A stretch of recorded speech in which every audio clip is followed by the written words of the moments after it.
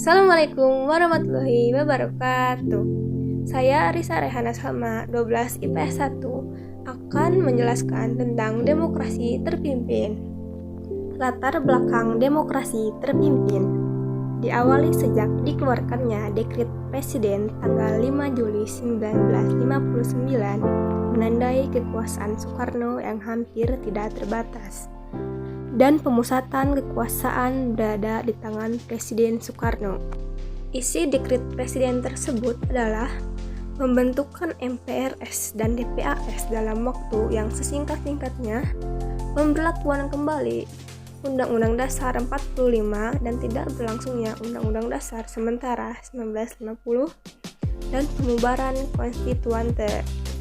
Faktor lainnya adalah perbedaan antar anggota konstituante mengenai dasar negara. Para anggota dewan lebih mementingkan golongannya dan difungsi ABRI. Selanjutnya, kebijakan-kebijakan yang terjadi pada masa demokrasi terpimpin. Politik USDEK dijadikan sebagai GHBN.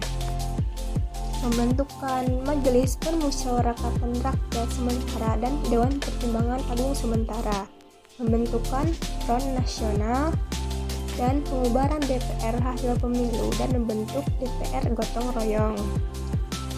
Pembubaran Partai Masyumi dan PSI, permasyarakatan ajaran Nasakom, Presiden mengeluarkan Dwi Komando Rakyat, Tri Komando Rakyat, dan keluarnya Indonesia dari PBB.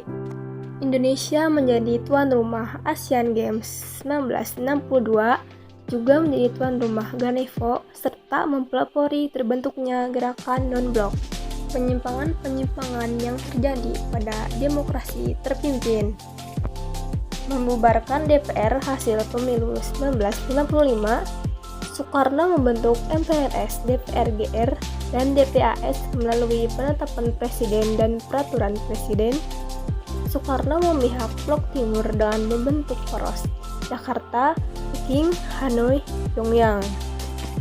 Melakukan pembangunan proyek mercusuar saat Indonesia mengalami krisis ekonomi, serta lembaga-lembaga negara mempunyai inti nasionalisme agama komunis atau Nasakom.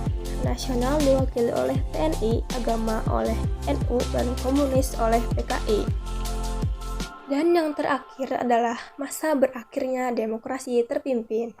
Pada tanggal 30 September hingga 1 Oktober 1965, dini hari terjadi penculikan dan pembunuhan perwira Angkatan Darat termasuk 7 jenderal.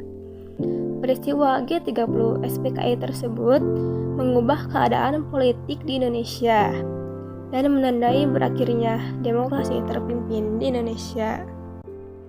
Faktor lainnya adalah krisis ekonomi nasional, tingkat inflasi yang tinggi, penyimpangan Soekarno terhadap konstitusi, dan kegagalan Soekarno dalam bidang politik dan ekonomi.